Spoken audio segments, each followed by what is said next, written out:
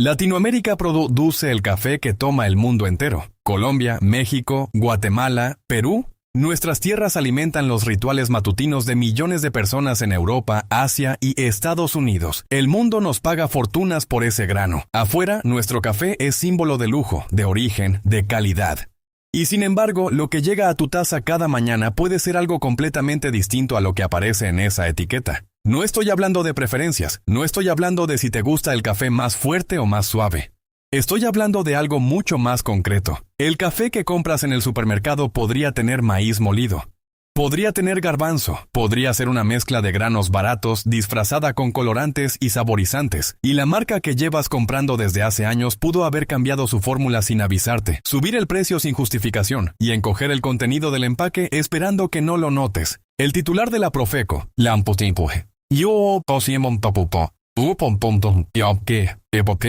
la institución encargada de proteger al consumidor en México, lo dijo en vivo, en cámara, sin rodeos. Hay marcas que le agregan hasta un 40% de garbanzo o maíz molido al café, le añaden saborizantes y colorantes para homogeneizarlo, y luego lo venden como café puro. 40%. Casi la mitad de lo que está en ese frasco podría no ser café. Y lo que descubrimos en Chiapas, en las fincas de Colombia, detrás de los empaques de Starbucks en el supermercado, y en el fondo de cada cápsula que tiras a la basura después de usarla, todo eso es todavía más profundo. Hoy vamos a recorrer las marcas más vendidas en Latinoamérica, y te voy a decir exactamente qué hay detrás de cada una, cuáles evitar, y al final, qué opciones sí merecen tu dinero y tu confianza. Empecemos por la historia más grande que ninguna marca quiere que conozcas.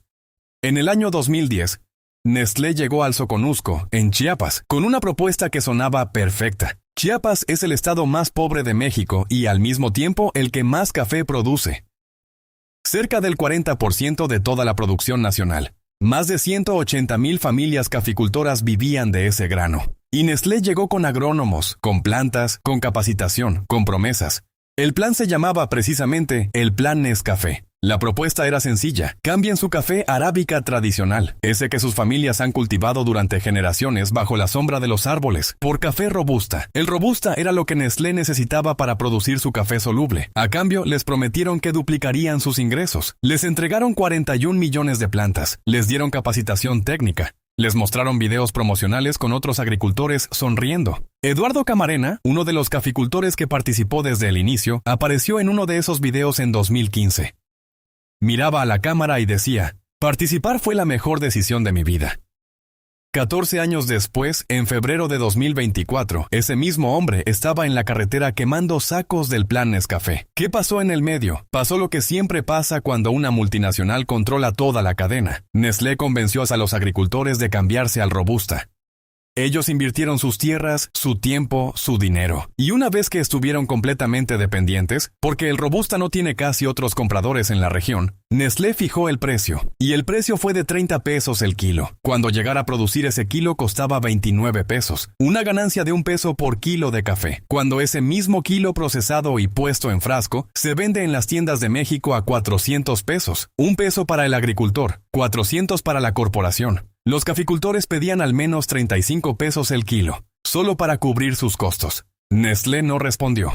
En cambio, les dijo que si tenían quejas, que las llevaran a los intermediarios. La corporación, limpia. Los intermediarios, en el medio. Los agricultores, solos. La ONG suiza Public Eye llegó a Chiapas en febrero de 2024 para investigar. Lo que encontraron fue una protesta activa. Agricultores bloqueando carreteras, quemando sacos con la leyenda Plan Nescafé, cargando pancartas que decían «Empresa sin ética». En plataformas de firmas digitales, la petición exigiendo a Nestlé precios justos acumulaba miles de apoyos. Uno de los detalles más crudos de toda esta historia tiene que ver con el empaque mismo del producto. El rostro de Elmar Morales, otro caficultor chiapaneco, y el de su madre aparecieron estampados en las etiquetas de frascos de Nescafé. Debajo de su foto la leyenda decía: beber este café ayuda a los agricultores de Chiapas a tener una vida mejor. Elmar miraba esa etiqueta y no podía pagar sus cuentas. Y hay un elemento que pocas veces se menciona cuando se habla de este caso. El café robusta que Nestlé impuso en Chiapas no solo perjudicó al agricultor, también dañó al planeta. El arábica tradicional se cultiva bajo sombra, protege el suelo, fomenta la biodiversidad, reduce la erosión. El robusta necesita sol directo, más riego, más fertilizantes. La robustización del campo chiapaneco, como la llaman las organizaciones ambientales locales, aceleró la deforestación en una región que ya cargaba con décadas de presión ambiental. Nestlé respondió al Científicos de las investigaciones diciendo que está firmemente convencida de que los agricultores deben obtener ingresos dignos. No dio cifras concretas, no explicó por qué pagaba por debajo del costo de producción. No respondió a las preguntas específicas sobre las protestas en Soconusco. Lo que sí hizo fue inaugurar en 2022 una nueva fábrica en Chiapa de Corzo, con capacidad para procesar 40,000 toneladas de café verde al año. Mientras los que producen ese café quemaban sacos en la carretera. El Nescafé que compras en el supermercado tiene esa historia detrás, no aparece en la etiqueta, pero ahora ya la sabes. Y eso nos lleva directamente a lo que está dentro del frasco, porque hasta aquí hablamos de cómo tratan a los que lo producen. Ahora hablamos de lo que te están dando a ti. La Profeco analizó 19 marcas de café soluble buscando adulteración. Buscaban específicamente maíz y garbanzo, dos ingredientes con los que algunas marcas rebajaban el contenido real de café. El titular de la institución lo declaró sin rodeos.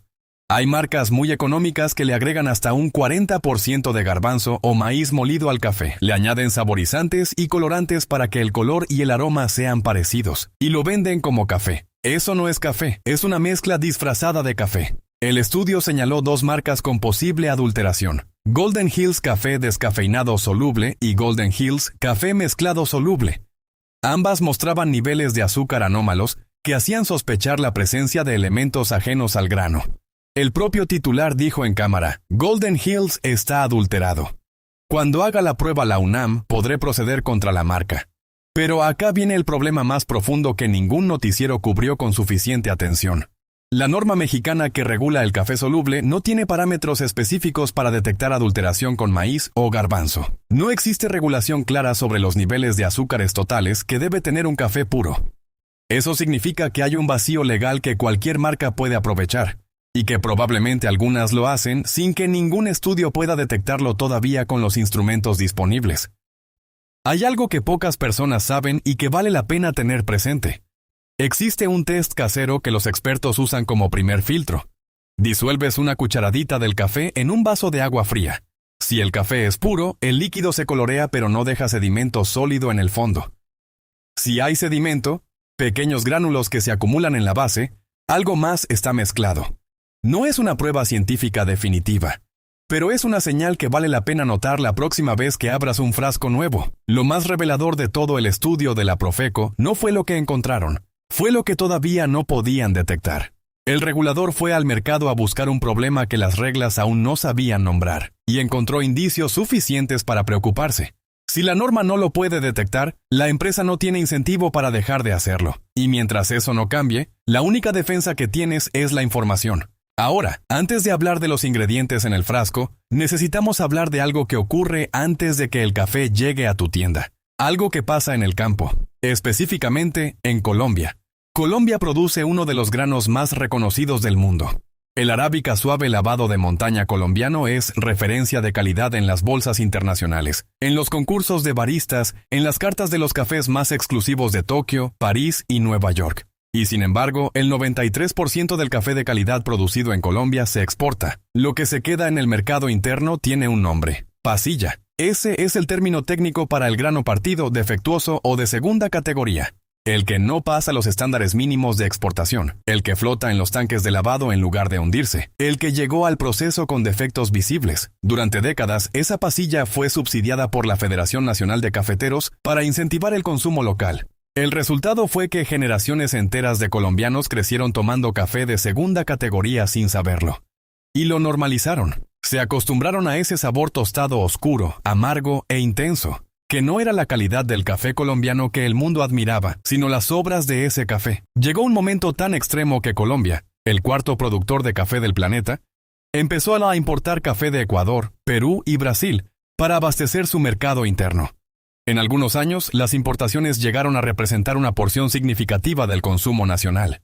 El mejor grano salía en contenedores hacia el exterior. El grano extranjero de menor costo llegaba para llenar los supermercados de Bogotá y Medellín. Un experto en café entrevistado por la revista Semana lo describió con una honestidad incómoda. Pidió un café en una cafetería tradicional de Bogotá. Lo probó y dijo: «Me sabe a metal, está muy quemado, no es dulce ni ácido». Eso no era un café malo por casualidad. Era el resultado de décadas de una política que priorizó el mercado externo sobre el consumidor local. Hoy la situación está cambiando, poco a poco. Los cafés de especialidad colombianos empiezan a tener más presencia en el mercado interno. Pero el café que se encuentra en la mayoría de los supermercados colombianos, el instantáneo, el molido económico, el que usa el 90% de los hogares, sigue siendo en muchos casos una mezcla de calidades que no refleja lo que el campo colombiano es capaz de producir. El propio presidente Petro lo dijo sin filtro. El café de Colombia solo sirve de endulzante de las mezclas que se venden al por mayor con café de mala calidad que hacen en Vietnam, Indonesia y Brasil. La Federación respondió: el debate sigue abierto, pero lo que está fuera de discusión es esto. Vivimos en países que producen café extraordinario, y lo que llega a nuestra mesa cotidiana es, con demasiada frecuencia, lo que no fue suficientemente bueno para el mercado externo. Y dentro de ese mercado interno que recibe lo que sobra, hay un producto que lleva décadas ocupando el centro del anaquel, el más vendido de toda la región. El frasco que ha estado en la alacena de tu casa, de la de tu madre, probablemente de la de tu abuela. Nescafé clásico. Primero, lo que no está en la etiqueta. Nescafé usa una mezcla de granos arábica y robusta. El robusta es la variedad barata. Es más resistente, más fácil de cultivar en grandes volúmenes industriales. Y tiene casi el doble de cafeína que el arábica. Eso suena bien hasta que entiendes lo que implica. Mucha más cafeína, pero ninguna de las notas suaves, frutales o achocolatadas que hacen interesante al arábica. Es más amargo, más áspero, más plano. Cuando lo tuestas oscuro, ese amargor se vuelve dominante. Y cuando lo procesas por secado en spray, pierdes lo poco que le quedaba de complejidad. El secado por spray es el proceso que Nescafé usa para producir su café soluble clásico. Funciona así: el café líquido concentrado se atomiza a través de boquillas y cae en una cámara con aire caliente a temperaturas extremas. En segundos, el agua se evapora y quedan las partículas en polvo. Es el proceso más rápido y más barato disponible. También es el que más destruye los compuestos aromáticos, los mismos compuestos que hacen que un café fresco huela a café. Compáralo con el liofilizado. El café se congela a temperaturas bajísimas y luego se somete a vacío para que el hielo pase directamente a vapor. Ese proceso tarda entre 16 y 24 horas. Es considerablemente más costoso, pero preserva los compuestos que hacen que el café huela y sepa a café real. Por eso el café liofilizado tiene cristales irregulares y grandes, porque conserva parte de la estructura original del grano.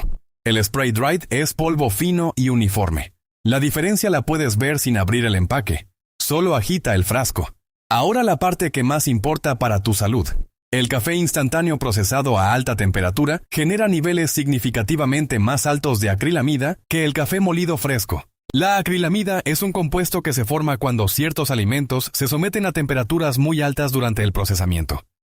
Las autoridades sanitarias internacionales, incluyendo la Agencia Internacional para la Investigación del Cáncer, la clasifican como probablemente dañina para el ser humano.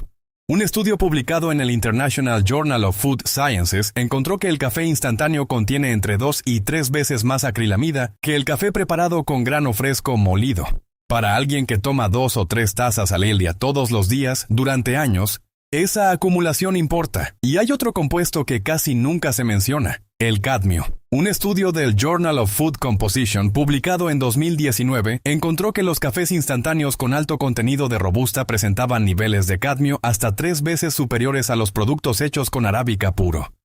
El cadmio es un metal pesado que se acumula en los riñones con el consumo prolongado. El robusta lo absorbe más del suelo durante su crecimiento. No aparece en la etiqueta. No hay advertencia. No hay indicación de que el producto fue fabricado priorizando el costo del grano sobre tu bienestar. Nescafé clásico te promete el sabor de siempre. Lo que no te dice es qué hay dentro del siempre. Y si Nescafé clásico ya tiene suficiente historia oscura, la versión que viene con empaque verde y sirena dorada merece su propio capítulo. En 2018, Nestlé pagó $7,000 millones por los derechos de vender productos Starbucks en supermercados de todo el mundo. No compró Starbucks. Compró el nombre, La Sirena, el derecho de estampar ese logo en empaques y cobrar el precio que ese logo genera. Lo que eso significa en la práctica es directo. El café Starbucks que encuentras en el supermercado de tu ciudad. En México, en Colombia, en Chile, en Argentina. Ese café lo produce Nestlé, con sus plantas industriales, con sus procesos de costo optimizado, con los mismos estándares de producción masiva que aplica a sus otras marcas. No es el mismo café que te prepara el barista detrás del mostrador. En la cafetería física, el barista trabaja con grano fresco, molido en el momento, preparado bajo presión controlada. Ese proceso tarda minutos y requiere habilidad. Lo que entra al frasco del supermercado pasó por una línea industrial que procesa toneladas por hora. Estás comprando un recuerdo. El recuerdo de ese café que alguna vez tomaste en una tienda, con el vaso con tu nombre escrito con marcador de colores. El empaque es sofisticado, el frasco tiene el verde correcto, pero adentro la historia es diferente. Y los sachets de sabores, los de caramelo, los de vainilla, los que aparecen en las tiendas de conveniencia de todo LATAM, tienen un problema adicional que pocas personas calculan. Cada sachet puede contener hasta 12 gramos de azúcar por porción. La Organización Mundial de la Salud recomienda no superar 25 gramos de azúcar añadida al día para un adulto. Un sachet te da casi la mitad de ese límite. 2 sachets, que es lo que la mayoría de las personas usa para una taza de tamaño normal, pueden llevarte al 80% de tu límite diario recomendado, antes del desayuno. El tamaño de la porción está diseñado así deliberadamente. Los sachets pequeños hacen que el producto parezca más barato en el punto de venta, pero en la práctica, la mayoría termina usando el doble. No estás comprando la experiencia del barista, estás comprando marca Starbucks con producción Nestlé a precio premium. Si ya parece mucho, hay otra categoría del mercado que lleva 15 años convenciéndonos de que era la solución a todos los problemas del café. Y que en el camino creó uno de los problemas medioambientales más silenciosos de los últimos años. Las cápsulas. Nespresso, Dolce Gusto, Tassimo, las compatibles de marca propia que ahora venden en todos los supermercados. El pitch es perfecto. Conveniencia sin sacrificio. Un café de calidad en 30 segundos, sin pozos, sin manchas, sin necesidad de saber nada. La máquina lo hace todo. Pero hay varias capas de esa promesa que vale la pena desempacar. Empecemos por el contenido. Una cápsula Dolce Gusto de latte contiene 2 pods, uno para el café y uno para la leche. El pot de leche no contiene leche fresca, contiene leche en polvo mezclada con azúcar. La mitad de lo que compraste en esa caja es reconstitución de leche con azúcar. Y el pot de café contiene apenas 5.5 gramos de café real. Con ese contenido, el costo por taza es significativamente mayor al de cualquier café molido de calidad media alta. En algunos casos, el precio por kilo efectivo de café en cápsulas supera al de los cafés de especialidad de origen único, que son técnicamente el estrato más alto del mercado. Estás pagando por el teatro. El clic de la cápsula al entrar, el sonido de la presión, la espuma, la sensación de que estás haciendo algo sofisticado, el diseño de la máquina en tu cocina. Todo eso tiene un costo, y ese costo está incluido en cada cápsula. Y las máquinas de cápsulas están diseñadas para lo que en el mundo empresarial se llama vendor locking. La máquina es relativamente accesible, pero te ata de por vida a comprar únicamente las cápsulas de esa marca. En sistemas como Tassimo, cada disco tiene un código de barras que la máquina lee para ajustar sus parámetros, lo que hace técnicamente imposible usar cualquier cápsula alternativa. Tu única opción es la que la empresa decide venderte, al precio que decide cobrar. La comodidad tiene un precio que va mucho más allá del costo inicial de la máquina. Y luego está lo ambiental. Las cápsulas de aluminio como las de Nespresso tardan hasta 500 años en descomponerse. 5 siglos. Para que lo midas en perspectiva.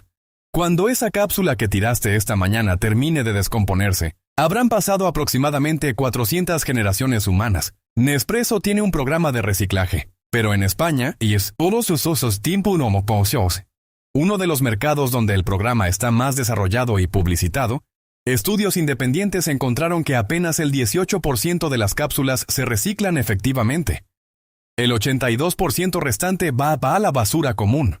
En Latinoamérica, donde la infraestructura de reciclaje especializado es mucho más limitada, ese porcentaje es considerablemente peor. Los puntos de recolección específicos para cápsulas de aluminio son escasos. El proceso es lo suficientemente inconveniente como para que la mayoría de las personas simplemente las tire a la basura ordinaria. Nespresso lo sabe. Pero el programa de reciclaje existe, y eso alcanza para el marketing de sostenibilidad. Esto no es un juicio sobre las personas que usan estas máquinas. La conveniencia es real, pero la información también tiene que serlo. Estás creando un residuo de 500 años por 5 minutos de comodidad. Y la empresa que te vende esa comodidad tiene un programa de reciclaje que no funciona como promete. Y si las cápsulas son el engaño más moderno, el tostado oscuro es el más antiguo, tan viejo que ya es un secreto a voces entre los profesionales del sector, pero que el consumidor promedio no conoce. El tostado oscuro oculta la mala calidad del grano. Funciona así. Cuando tuestas un café de baja calidad, con defectos, con granos inmaduros, con mezclas de orígenes dudosos, los defectos son perceptibles si el tostado es medio o claro. El paladar entrenado los detecta, incluso el paladar no entrenado los nota. El café sabe raro, tiene notas amargas desagradables, le falta complejidad. Pero si llevas ese mismo grano a un tostado muy oscuro, hasta el punto donde el grano empieza a carbonizarse en la superficie, todo se unifica. El calor extremo destruye los compuestos que generarían esas notas defectuosas. También destruye los compuestos que generarían las notas positivas. Los ácidos naturales que dan brillo, las notas frutales o florales, las características específicas del origen. Todo desaparece bajo una misma capa de amargor y humo. Lo que queda es lo que muchos latinoamericanos reconocen como el sabor fuerte del café bueno. No es sabor fuerte, es carbón. Y funciona perfectamente para ocultar que la materia prima que había antes de ese tostado no valía gran cosa. Las marcas de café tostado oscuro populares en LATAM, esas con empaques que dicen intenso, fuerte, extra dark, número 6 o máxima intensidad, rara vez especifican el origen del grano, rara vez indican la fecha de tostado, y casi nunca tienen certificación ética independiente que verifique que el grano viene de donde dicen y que los productores recibieron un precio justo. Porque cuando el café es tan oscuro que ya no puedes saborear el grano, tampoco puedes saborear si el grano era bueno o malo. El tostado hizo el trabajo de ocultar la respuesta. Hay un dato más que vale mencionar. El café pierde el 60% de sus compuestos aromáticos en los primeros 15 minutos después de la molienda. El café molido que viene en bolsa de supermercado, sin fecha de tostado visible, con un consumir antes de que puede estar a 18 meses de distancia, ya llegó a tu casa comprometido. No importa cuán buena haya sido la materia prima original. El tiempo y la oxidación hicieron su parte mucho antes de que abriste el empaque. Si una bolsa no indica la fecha en que fue tostado ese café, hay una razón. La empresa no quiere que hagas la cuenta. Pero oye, si llegas hasta aquí es porque te importa lo que tomas. Y la buena noticia es que sí hay opciones que valen la pena. No tienes que convertirte en barista. No tienes que gastar una fortuna. Solo tienes que dejar de comprar por inercia y empezar a comprar con información. Y esa información no es difícil de conseguir una vez que sabes qué buscar. Lo primero es la diferencia entre liofilizado y spray dried, que es lo que más importa si eres de los que toman café instantáneo. Ya la describimos, pero acá el criterio práctico definitivo. Toma el frasco y agítalo. Si los cristales son grandes, irregulares, con una textura casi parecida a pequeños trozos de vidrio mate, ese café fue liofilizado. El proceso tomó entre 16 y 24 horas y preservó los compuestos de sabor. Si lo que ves es polvo fino y uniforme, fue secado por spray en segundos y la mayor parte del perfil de sabor se fue en ese proceso. Eso lo puedes verificar antes de gastar un peso. Sin laboratorio, sin certificación, solo mirando el frasco. Lo segundo es aprender a leer ingredientes. Un café puro, instantáneo o molido, debería tener exactamente un ingrediente, café. Si ves maltodextrina, aceites vegetales, glucosa, dióxido de silicio u otros aditivos en la lista, eso es relleno. Estás pagando precio de café por una mezcla de café con aditivos industriales que reducen el costo de producción de la empresa y la calidad de lo que tomas. Lo tercero, y lo más transformador para quien quiera dar el salto de calidad real, el café de especialidad local. Cada país de Latinoamérica tiene regiones productoras que generan granos de calidad de exportación, y que hoy empiezan a vender esos granos también dentro de sus propios países. En México, los cafés de Veracruz, Chiapas y Oaxaca tienen perfiles de sabor extraordinarios. En Colombia, los granos del Huila, Nariño, Antioquia y Cauca son referencia mundial. En Guatemala, los de Antigua y Huehuetenango compiten con los mejores del planeta. En Perú, los de Cajamarca han ganado reconocimiento internacional en los últimos años. En Costa Rica, en Honduras, en El Salvador, hay productores de especialidad que trabajan con niveles de calidad que el mercado masivo ni siquiera acerca. Muchos de estos cafés ya están disponibles en tiendas especializadas, ferias de productores y cada vez más en supermercados y plataformas en línea. El precio suele ser mayor que el del frasco industrial. pero la diferencia en calidad es abismal. Y además, en la mayoría de los casos, estás pagándole directamente a alguien que lo produce con trabajo honesto, en condiciones reales. Sin multinacional que se quede con el 99% del valor. Lo que debes buscar en la etiqueta de cualquier café, ya sea de especialidad o de una marca confiable. Primero, la fecha de tostado.